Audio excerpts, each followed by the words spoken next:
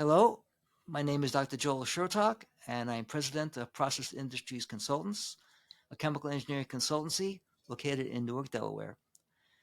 The chemical industry is incredibly dynamic. The chemical industry, as I first encountered in 1975, looks nothing like the chemical industry today. And if we ask ourselves the question, what happened? This can be summed up, I believe, by looking at supply chain issues, the problem of offshoring and nearshoring, and the way that chemical engineering has changed, including the educational system, since I got my degrees. So let's look at the philosophies of economics, let's say 20 years ago. The whole concept was to make something as cheaply as you could with minimal inventory. So what did that lead to? That led to the concept of offshoring. Business Week had an article, must have been 10, 15 years ago, called Get Me the China Price. And the United States, after Nixon opened up China to trade, there was a certain amount of insanity. We got to get to China. The people are skilled, the prices are low. We got to be there. So it was a rush to offshore a lot of the chemical industry to China or the Middle East. And the idea was, well, the Middle East has petrochemicals, petrol, we ought to be there. The Chinese have mineral riches and a skilled workforce, and they can make things cheaper than we can. We ought to be there. So that there was a basic leak of chemical industry from the United States to China and to the Saudi Arabian states. So whereas when I started, there were any number of chemical companies in New Jersey. You could basically look out the window, spit, and hit three companies without any problem. There was cyanamide, there was allied, there was carbide. Very, very dynamic, all devoted to petrochemical chemistry, petrochemical chemical engineering. And that's died. Those industries are dead. And in fact, if you were to look at most chemical engineering curriculums today, it's not traditional chemical engineering, it's biomed, biotech. Most chemical engineering departments have either changed the name completely or have become biomed, biotech, and chemical engineering. Chemical engineering is almost an afterthought. So that to a certain extent, the skill set that I learned as a chemical engineer based in petrochemicals is long, long gone. That worked very, very nicely until about 5 to 10 years ago. What happened? Well, companies ran on minimal inventory, just in time inventory, just in time delivery, Japanese by the Japanese, who made an art out of it, and negotiating for the lowest price possible in the best country that you could get. What COVID revealed was that this was not a good policy, because once your supply chain burped, you were in serious trouble. Uh, if you're building a complex piece of equipment, all it takes is one part to be missing, and you can't make that piece of equipment. And that was experienced in chips. It was experienced in chemical equipment.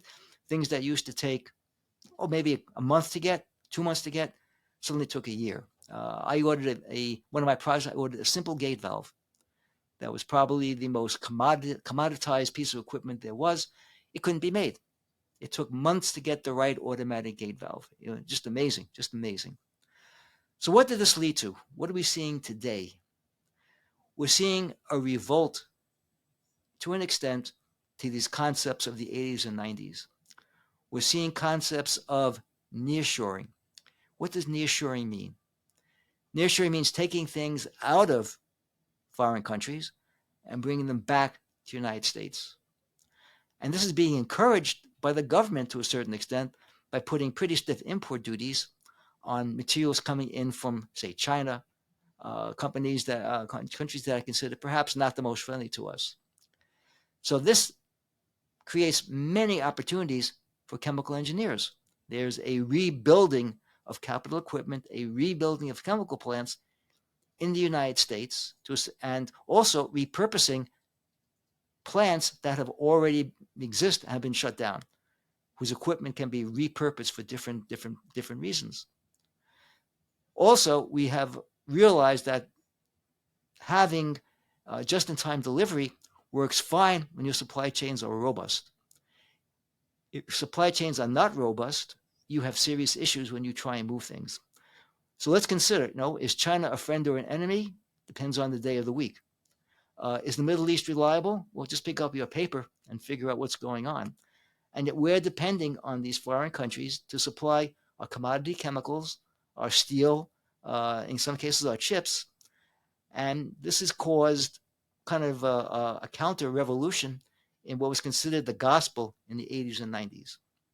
Now, in a sense, this is great for chemical engineering because it provides opportunities for the chemical engineer who's familiar with process development and process scale up to work on some fascinating projects. You have skill sets if you're a chemical engineer that perhaps were not needed 5 years ago, but are desperately needed now because the chemical engineer of today has not been trained in such things as process development and process scale up. Fantastic opportunity. So if we look at the trend on supply chain robustness, if we look at the trend on nearshoring, if we look at the trend on, hey, we need inventory, if you look at the trend that, hey, we cannot depend on foreign countries to be our best friend all the time, fantastic opportunities that you as a chemical engineer or in the chemical business can exploit. Uh, there's a market now for obsolescent chemical plants. There are companies that specialize in buying plants that have closed down, strip out the equipment, and resell them, kind of like a big Lego. Unparalleled opportunity if you know how to use it. So again, if you have issues, I'd love to talk to you. It's Joel Shertok at Process Industries Development, Jay Shertok at processindconsultants.com, or check out my website, www.processinconsultants.com. What else can we talk about? What will we talk about in future podcasts? I'd love to talk about AI. Every new technology starts out as a buzzword. The buzzword used to be cars. The buzzword used to be computers. Buzzwords are when somebody discovers a concept and it resonates with people, and there's a certain period of irrationality when everybody rushes in to get rich quick. There's a shakeout, and only the strong survive. Happened with cars, happened with computers, happened with AI. But I am seeing advances in practical AI, not the stuff that is esoteric that's reading the papers, but down to earth artificial intelligence. Best example is how many times have you taken notes on a Zoom call and the next day you can't understand what you did? AI now is developing to the point where you go on Zoom, you apply an AI program, and the AI program will give you the transcript, record the meeting, and will also break it down into component parts. It'll summarize discussions, give you the action items, give you people's interpretations. You don't have to do a thing except download things at the end of the conversation. So we will be discussing implications of AI for the chemical industry. And again, I'm always interested in new trends. So we'll continue our discussions of new trends, new opportunities, new concepts in the chemical process industries. Thank you.